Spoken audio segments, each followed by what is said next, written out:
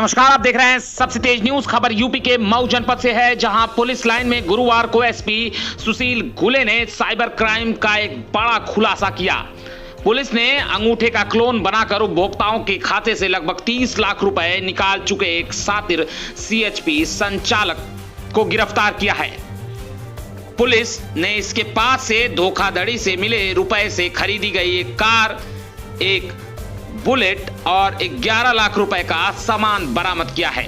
इस संबंध में पुलिस लाइन में पुलिस अधीक्षक सुशील गुले ने प्रेस वार्ता कर पूरे मामले का खुलासा किया। इस दौरान पुलिस अधीक्षक ने क्या कुछ कहा, आइए आपको सुनाते हैं। पहले तस्वीर देखें। गिरफ्तार किया गया ये सीएसपी संचालक है, जिसको पुलिस पकड़ी हुई है और इसके अगल बगल एक कार और एक बुलेट भी है। वहीं काफी सामान जो इसके पास से बरामद किया गया है वो भी आपको तस्वीरों में दिख रहा है। आप सुनिए इस पूरे मामले का खुलासा करते हुए एसपी ने क्या कुछ जानकारी दी, आइए आपको सुनाते हैं। आप देख रहे हैं मऊ ब्यूरो की रिपोर्ट। ये बताया गया कि एक व्यक्ति द्वारा 2017 से वो अपने अकाउंट में घर वालों के लिए पैसा डालता था और वो पैसा कभी उसके द्वारा निकाला नहीं। अभी जब वो लौटा है तो उसने अपना अकाउंट देखा तो उसके अकाउंट से सभी पैसे गायब। तो इसके संबंध में उसने कंप्लेंट की थी। इसकी पूरी इंक्वायरी की गई तो ये पाया गया कि जो कॉमन सर्विस पॉइंट है उसका जो संचालक था, जिसका नाम है बुद्धिराम यादव, इसको गिरफ्तार भी किया है। इसके द्वारा समय समय पर एक फर्जी अंगूठा बना लिया था, जो कि इसके जो फिंगरप्रिंट उसके पास पहले से थे उसको उसने एक जगह से एक अंगूठे के रूप में बनाकर उसका बार बार इस्तेमाल करते हुए 20-20 हज़ार के अमाउंट से लगभग पिछले 3 से 4 सालों में उसके पूरे उस अकाउंट से लगभग 15 लाख रुपए ट्रांसफर उसने कर लिए अपने अकाउंट में। इसके अलावा 8 लाख रुपए उसने चेक के माध्यम से भी अपने अकाउंट में ट्रांसफर करवा लिए। इस तरीके से इसी व्यक्ति के अकाउंट से उसने 22 लाख रुपए अपने अकाउंट में ट्रांसफर कराए। इसके संबंध में इसके पास जो लैपटॉप है और सभी चीज़ें हैं वो बरामद भी हुई है।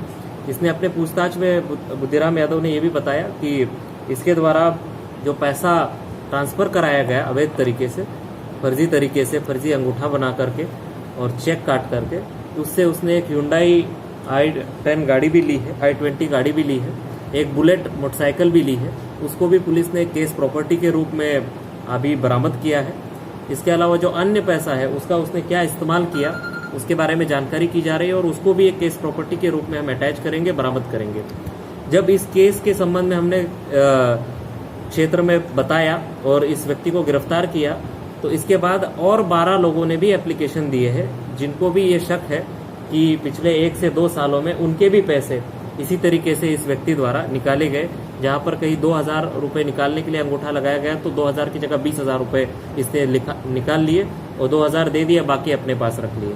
या कहीं पर भी किसी का फिंगरप्रिंट उसके पास था तो उसने गलत तरीके से उसका निशान बनाते हुए, फिंगरप्रिंट झूठा बनाते हुए इसका इस्तेमाल करके फिर उससे लोगों के पैसे निकाले। तो बाकी जो लोगों के भी हमें अभी इस घटना के कल शाम को लोगों को पता चला है, तो लोगों ने जब हमें एप्लीकेशन दिया उनको भी हम जांच में सम्मिलित कर रहे हैं और इसके जो अन्य साथी है उनका भी पता करा रहे हैं कि इसमें और कौन व्यक्ति है जहाँ से उसने ये फिंगरप्रिंट बनाया था और किस किस का इसने सहयोग लिया है।